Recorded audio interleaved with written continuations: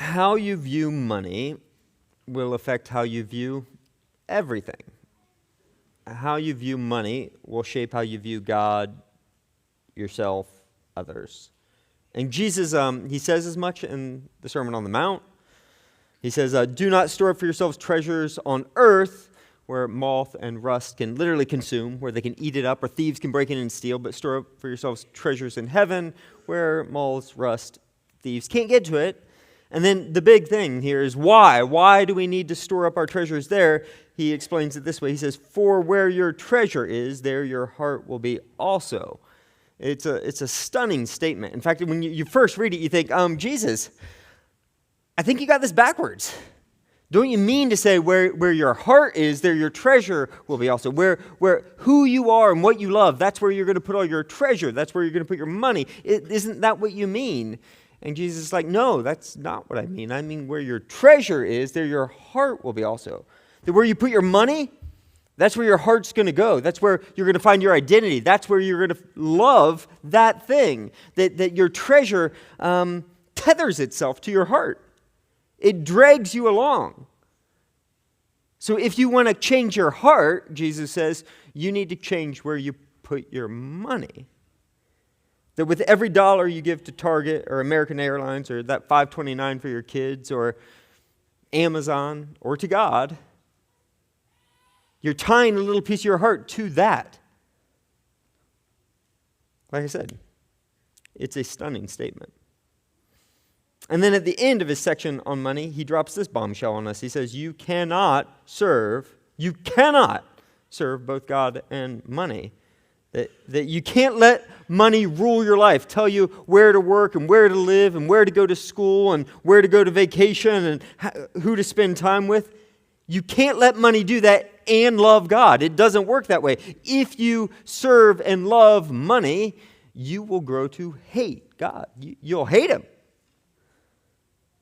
Here, Jesus speaks of money as though it's some like personal force or some personality, some thing that can control you. In fact, older translations of this verse, a lot of times the word literally there is mammon, and a lot of times they will capitalize the M, as though this is some competing God, as though this is some demonic force at work here.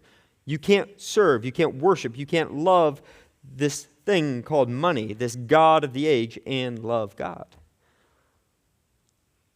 So I don't know about you, but I hear this and immediately I get all defensive. I'm like, what are you talking about, Jesus? Like I can totally like make money, live in this world, but it doesn't affect me that much. Like I don't see what you're saying here. I don't love money. I'm not tempted to worship money. I don't know what you're talking about here, Jesus. And Jesus wants to address this very issue. So just in case we can't see that money has a grip on our souls, right in the middle of this passage, between where your treasure is, there your heart will be also, and you cannot serve God and money, he drops this on us. Look at this. He says, the eye is the lamp of the body. If your eyes are healthy, your whole body will be full of light. But if your eyes are unhealthy, your whole body will be full of darkness. If then the light within you is darkness, how great is the darkness? To which we say, what? Where did Jesus the optometrist come from here? Why are we talking about eye health and vision, your vision quality? I thought we were talking about money, Jesus. And he's like, oh, we are. We are talking about money. Jesus says, get the connection here. The first sign that you love money is that you can't see that you love money. Money makes you blind. It dims the lamp. Blurs the vision. So let's try this real quick. I'm going to list out the 7 deadly sins one by one.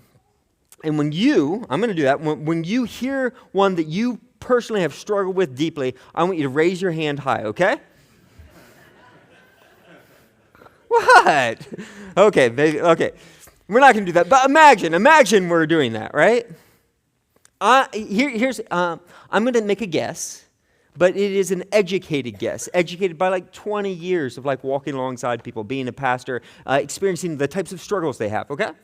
Here's my guess, that when we got to pride, if you actually understand what pride is, every single one of you would raise your hand. You'd be like, shoot, I've struggled with that. And when we get to wrath, that uncontrolled anger or envy, a lot of hands would go up. And when we get to lust, almost every man in here would raise their hand, unless, of course, they were waiting for me to get to liars. Yeah. Sloth and gluttony, like a few self-aware people would be like, ooh, yeah. But then, when I said greed, there'd be nothing. I mean, it would almost be like I'm speaking a foreign language. You'd be like, greed? What? Greed? It wouldn't compute. I would be floored if more than one or two of you would actually raise your hands and be like, yeah, I struggle with greed. Like, that's my thing. That's what I struggle with. Greed is just something that we don't struggle with ever.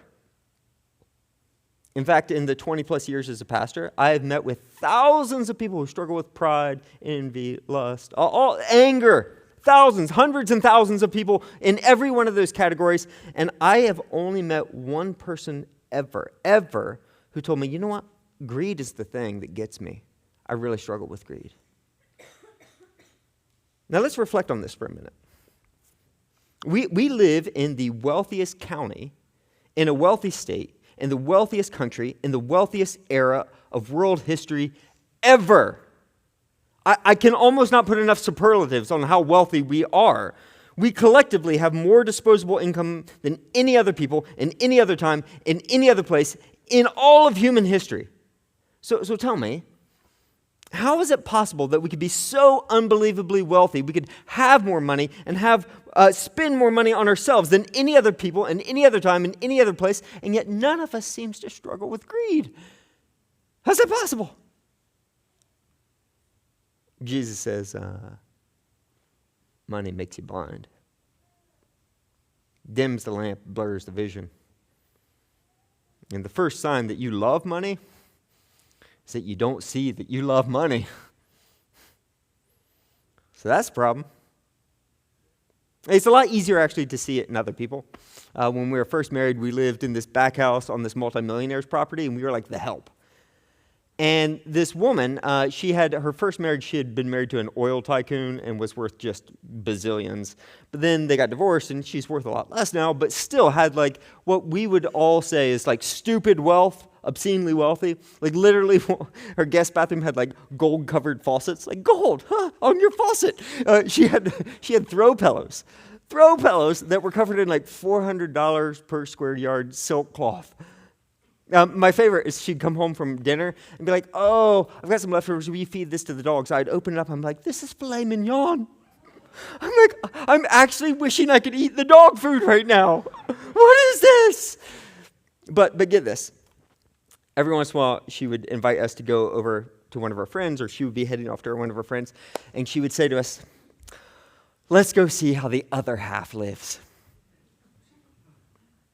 You see, she was now only worth tens of millions of dollars. They were worth hundreds of millions of dollars. She was poor. They were rich. Now, isn't that something? See how this works?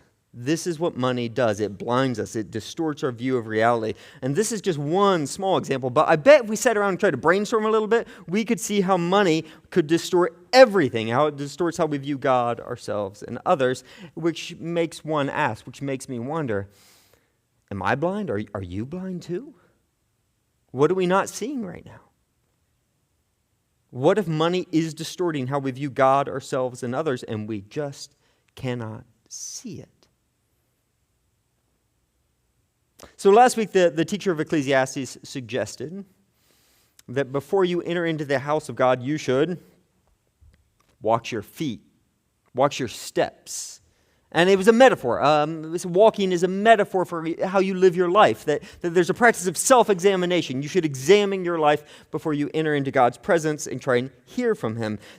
Specifically, he gives us this text that before we blindly walk into a conversation about money, where he's headed next, you should watch your life closely. So that's how I want to start today. I want to do a little self-assessment. All right? This is just between you and God, so please be as honest as you can. This is a self-assessment. I'm going to give you 7 statements, 7 because it's a biblical number. And these statements, they're going to reflect kind of a generally like healthy, Jesus-like view of money. And I want you, as honestly as you know how, weigh your life in the scales of these statements. And specifically, I want you to weigh your life on a scale of 1 to 5. 1 being, this is not true of me. 3, somewhat true of me. And 5, this is very true of me. So each statement, weigh your life, 1 to 5, 1 to 5. You got it? Okay, take a deep breath. Now think back over your past month and your finances and money, and think about your past month and respond to these as you feel led. Statement number 1. I do not worry or get anxious about my personal finances. 1 means I worry all the time. 5 means I'm basically like Jesus, right? Somewhere in there. Where would you rate yourself? Number 2, I am content with what I have and trust that God will satisfy my desires with good things. With good things. 1, I find it really hard to be content or trust God with my desires. 5, I totally trust Him. I'm totally content. Number 3, if an auditor examined my personal finances, just my personal finances, never talked to me, they would determine that I am selfless, unmaterialistic, and generous. Is that not true of you? 1, or very true of you? That just your personal finances, they demonstrate these things about you. Number 4, I consistently set aside a portion of my income to give back to God in worship. 5, of course, is yes, absolutely. This is something I do. 1 is, if I'm being honest, I probably spend more on Starbucks and I quote Halloween costumes for my pet than I give back to God. Now, this is an actual statistic, yeah? I recently read this. Gordon Conwell produced a report on the status of global Christianity and found that the average American spends more on their Halloween costumes for their pets than they do on spreading the gospel. That's a real thing. And tell me, is it worth it? Maybe. Maybe. All right, number 5. If my possessions and income do not affect my sense of self-worth or security. They do not affect my sense of self-worth or security. So 1 would be, no, they really define who I am. If I lost my income or my possessions, I don't know who I would be anymore. And 5 is like they don't affect me at all. Number 6, spending money doesn't have a strong sway on my emotions. So when you have to make a big purchase, does it like, oh, it wrecks you, like you feel guilt, or oh, it's so painful? Or on the other side, do you feel a high, that whole retail therapy thing, like, oh, baby, swipe that again? Does it emotionally affect you, or can you separate yourself from spending of money? Number 7, this is a little different, but you'll get the hang of it. From the Gospel of Mark. If Jesus looked at you and loved you. I want you to hear that. He looked at you and loved you and asked you to give away all of your possessions and follow Him. Would you, 1, walk away really sad? Or 2, do it with great joy?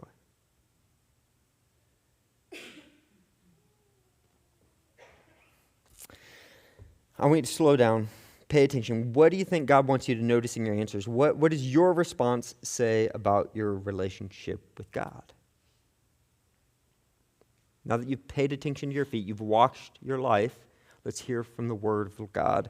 It's Ecclesiastes chapter 5, starting in verse 8 today, 542 in your pew Bible.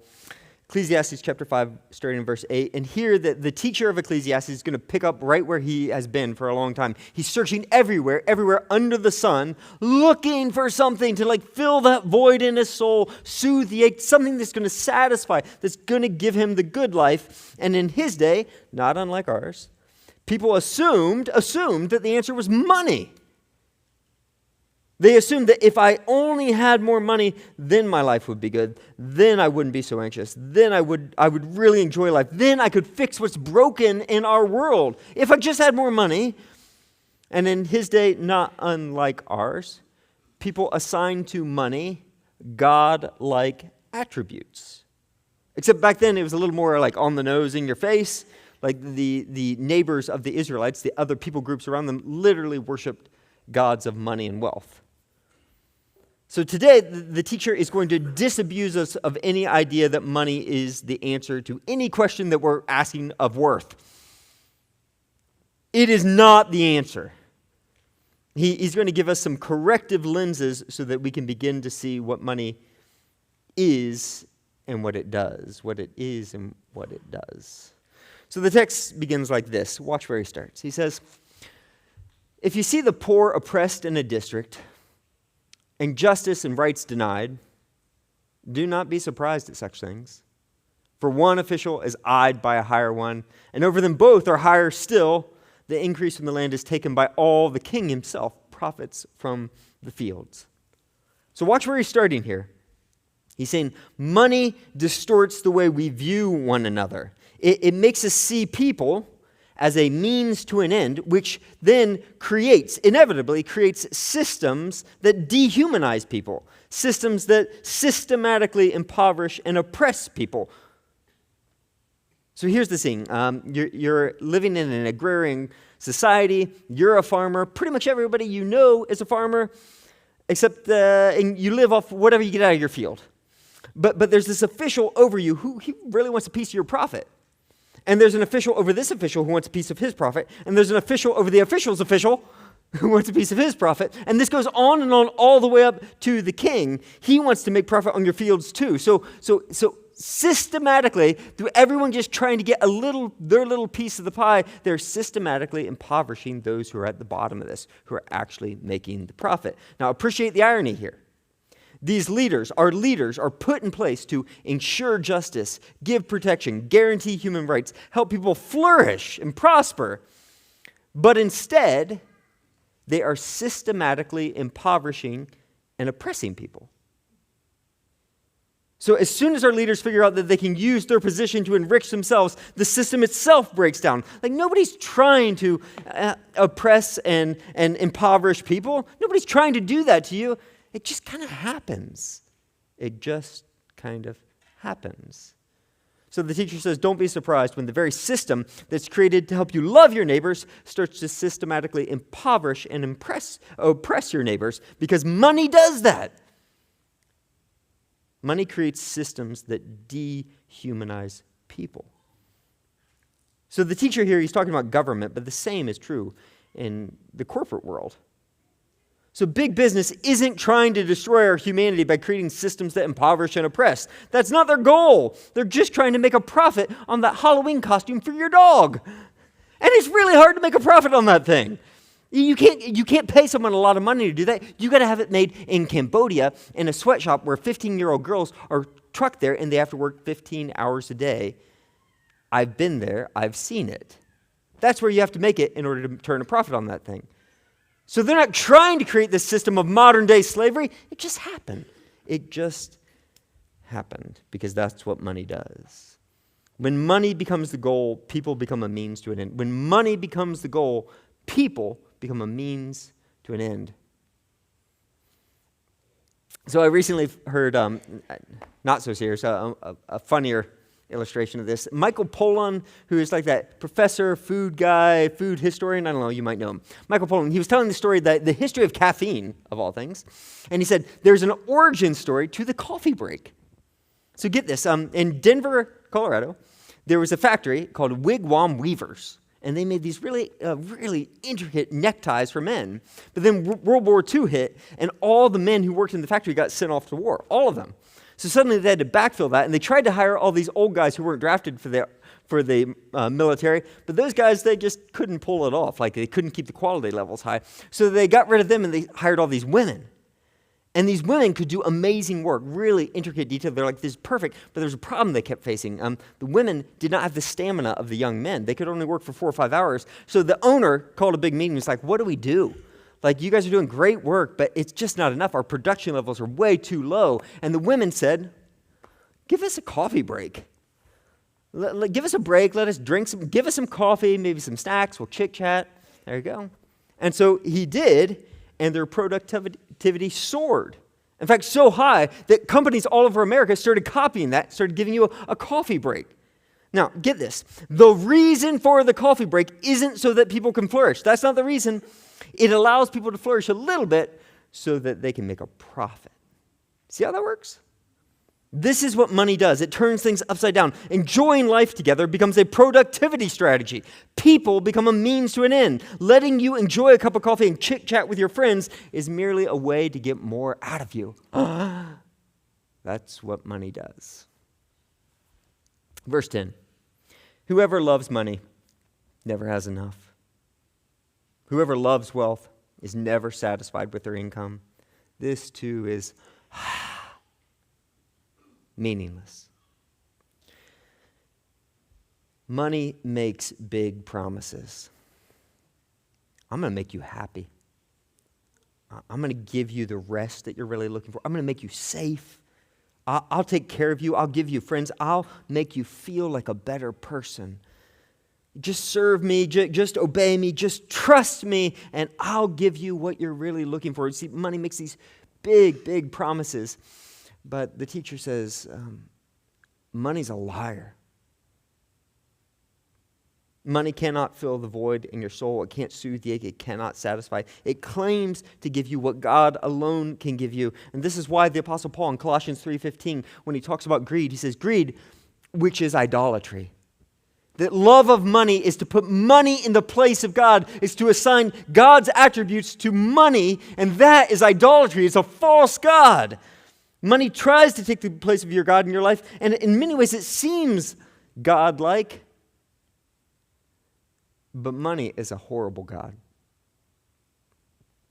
So in 1 Timothy chapter 6, the Apostle Paul lays this out for us. He says, those who want to get rich, they fall into a temptation and a trap, and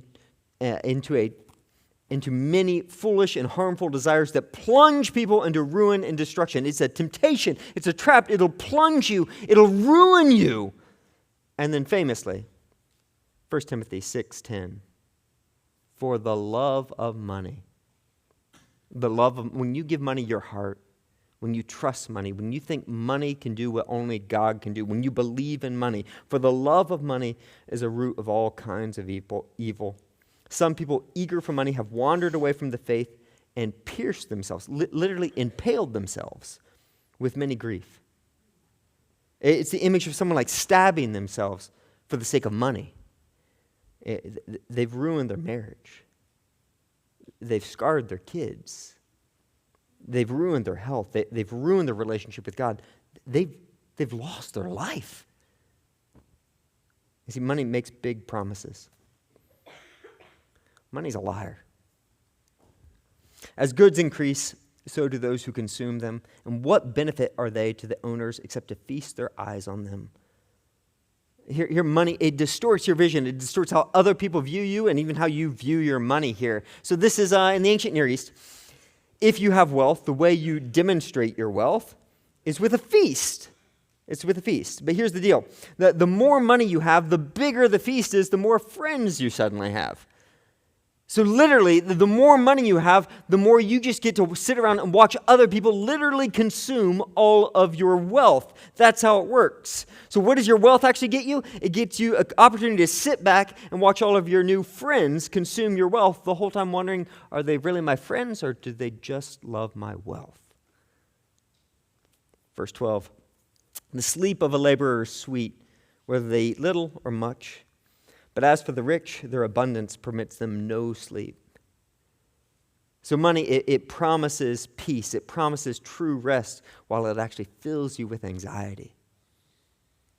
So this is a bit of ancient Near Eastern humor, right? The guy comes in from working all day long in the field. He's exhausted. His kids wrestle him for a few minutes, and then they sit down. Dear God, thank you for this wonderful meal you've fixed us. And they sit down and they eat like Kraft mac and cheese with some hot dogs. And they sleep like a baby. And then you see the guy who is over all of this, who's super wealthy, and he has this lavish dinner, but he literally eats so much abundance that he can't sleep. He's got heartburn. And metaphorically, he's chewing on so much in his brain. His brain will not stop ruminating, so he can't sleep at night. fills him with anxiety. Verse 13, I have seen a grievous, grievous evil under the sun, wealth hoarded to the harm of its owners, or wealth lost through some misfortune, so that when they have children, there's nothing left for them to inherit. The money promises you a great life someday. It promises you something in the future while it actually robs you of your life today. Jesus says it this way. So the ground of a rich man yielded an abundant harvest, more than he knew what to do with. So he thought to himself, what should I do? I have no place to store my crops. Then he said, this is what I'll do. I will tear down my barns, build bigger ones, and there I will store my surplus grain. And I will say to myself, you have plenty of grain laid up for years. Take life easy, eat, drink, and be merry. Like money is going to buy me the future that I've always dreamed of. And now if Jesus stopped right here, we'd be like, praise God. Bring this guy to church, teach us all how to retire early, right? This sounds amazing. We're like, this guy's a genius. But Jesus doesn't stop there. But God said to him, you fool. This very night your life will be demanded from you. Then who will get what you've prepared for yourself? You fool. You invested your whole life in a future that you cannot control. You spent your whole life trying to buy some future good life for yourself, and you missed out on the life that I actually gave you. Everyone comes naked from their mother's womb, and as everyone comes, so they depart. They take nothing from their toil that they can carry in their hands. That in the end, everything that money can give you will be taken from you. Years ago, I went home to visit my grandma 12, 13 years ago when she was still alive, Richwood, Ohio. I was sitting there at her little dining room table and we're chatting. And she tells me about my great aunt and uncle who had just passed away. And it was one of those situations where like the guy dies, or the wife dies first, and then the guy's like, I can't live anymore, and dies. Like, you know how it works sometimes. And so they died within a couple months, both of them gone. Now here's the deal. All during their life, they'd been really wealthy. And they devoted a large portion of their life to creating this ornate, one-of-a-kind antique collection. Like they had traveled the globe to make this amazing collection. But then they both die, and suddenly their children are left with all of this stuff that they didn't collect and they didn't necessarily want. So my grandmother, she shows up at the auction that they're holding to see how this is all going to go down.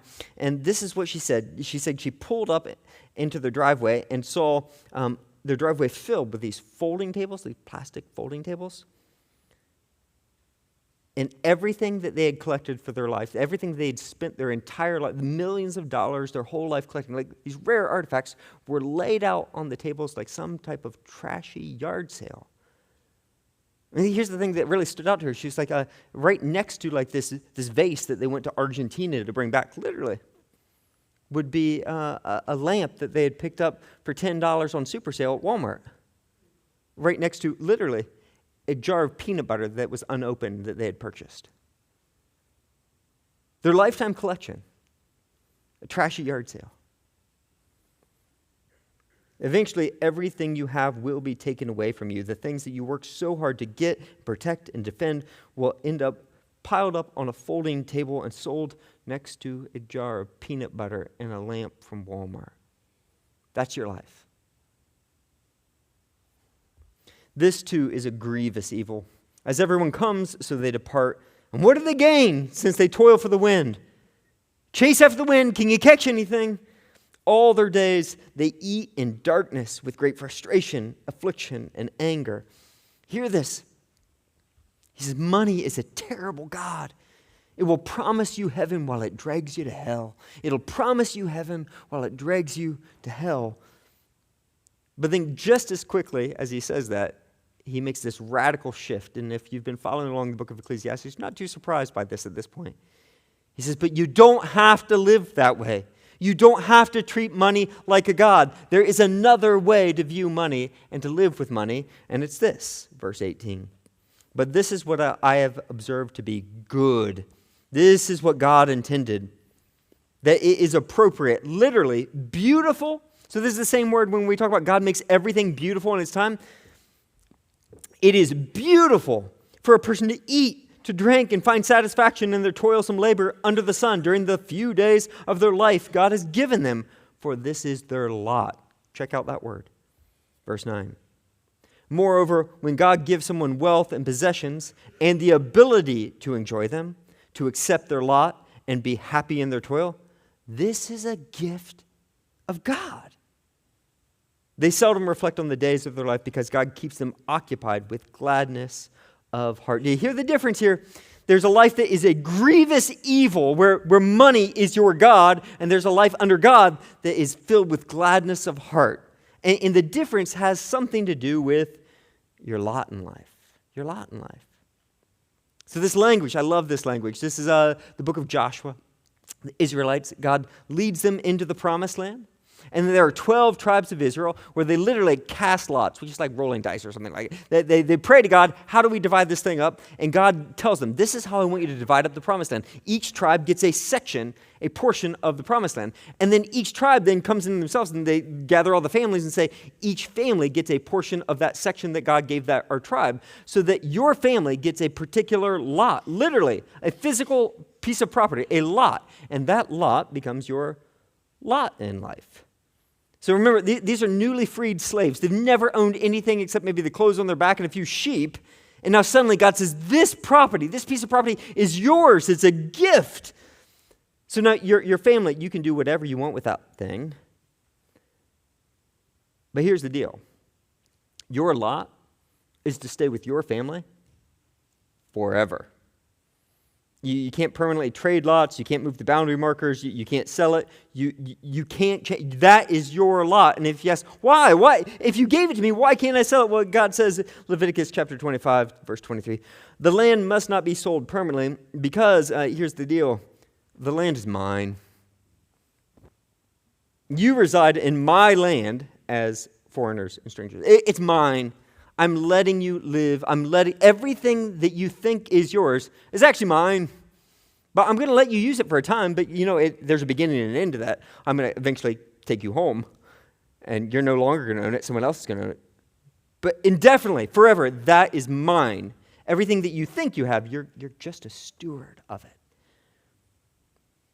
And here's the deal. If you get in debt and you try and lease it out, God declares that every 49 years, there's to be then a jubilee year where all debts were forgiven and all lots were supposed to go back to their original owners. You can't get rid of it. You can't sell it. You can't. There's no escaping it. It is God's irrevocable gift to you. So try as you may, you and your family will never get away from it. This is your lot in life. Now here are the two tones that they come up in here. Some people looked around at their lot in life. They're like, this is awful. I'm stuck here forever. There's nothing I can do. No matter how hard I try, I can never escape this. This is all that I get in life. This is terrible. And others said this, Psalm 16, verse 5. Lord, you've assigned me my portion and my cup. You've made my lot secure. The boundary lines have fallen for me in pleasant places. Surely I have a delightful inheritance. This is my lot in life, and it is so, so good. So some people hop into their 2005 Honda Accord that they got from their grandma, just saying, for example, and drive to their cookie-cutter home in the cookie-cutter neighborhood and just their nondescript community. And they think, oh, this summer I guess we'll go to the Jersey Shore again. And it is oppressive to them. They're like, I can never escape this. This is horrible. They're bitter. They always want more, never satisfied. And then some people hop into their 2005 Honda Accord and think, how great is this? I did nothing to deserve this. And I get to drive home to be with my family in this house that God has given me, in this community that is actually beautiful. And I get to be part of what God is doing here in our community.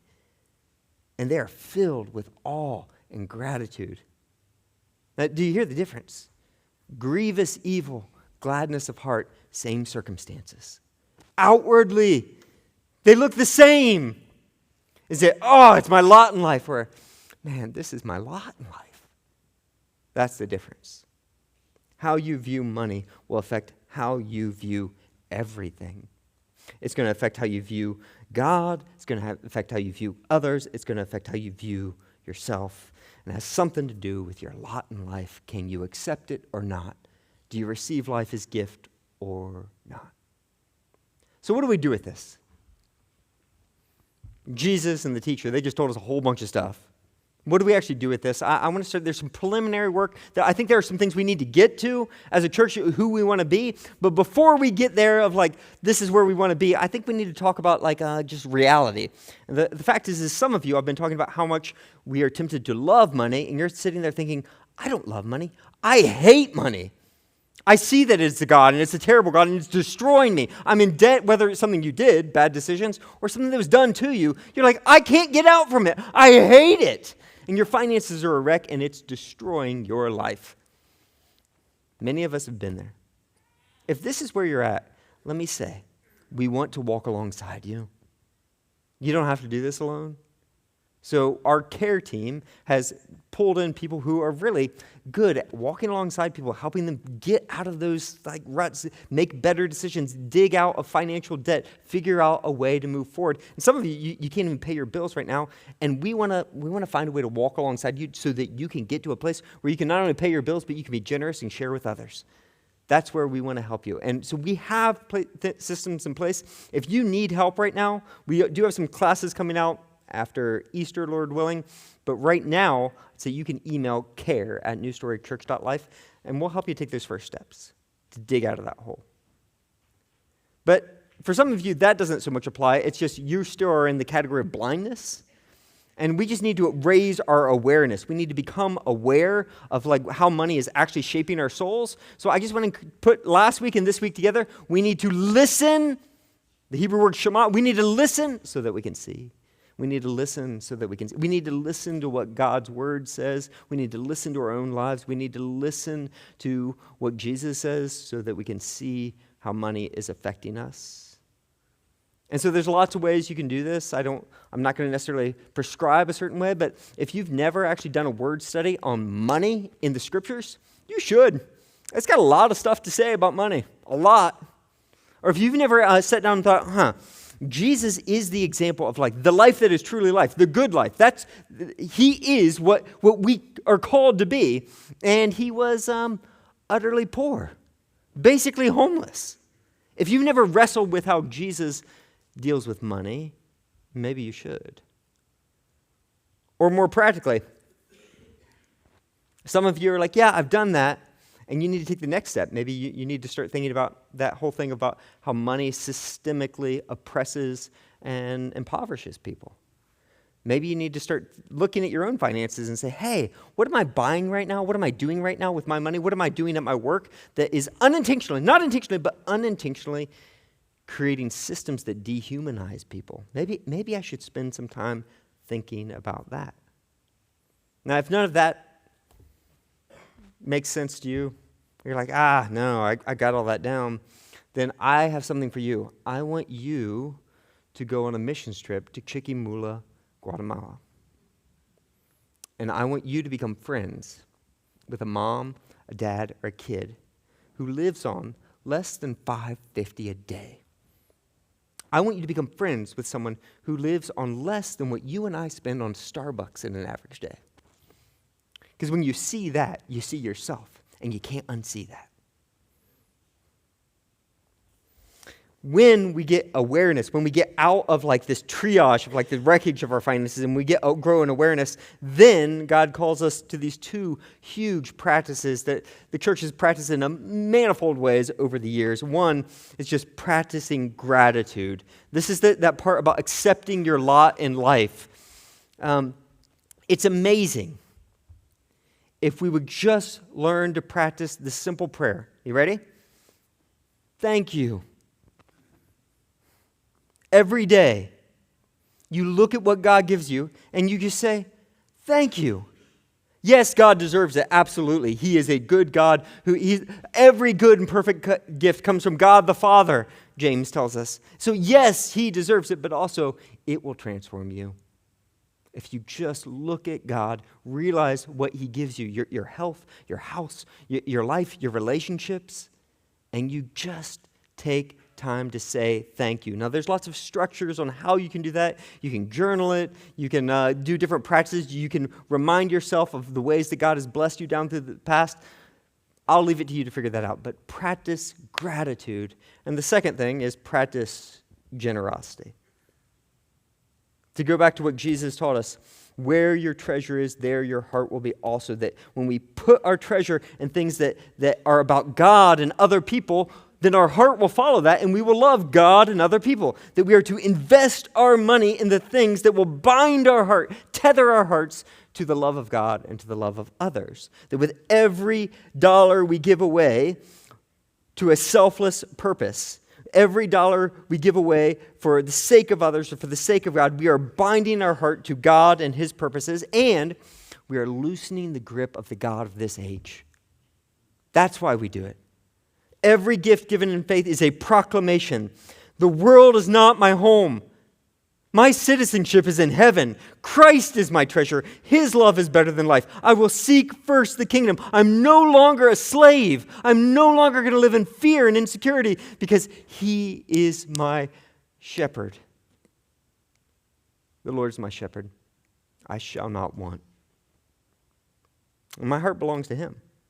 So why do we give? We give because capital M money has no power over us. It has no dominion in our lives. We give because our lives are too valuable to invest in things that are destined for the junk heap. We give because we want our hearts to be bound to God and others.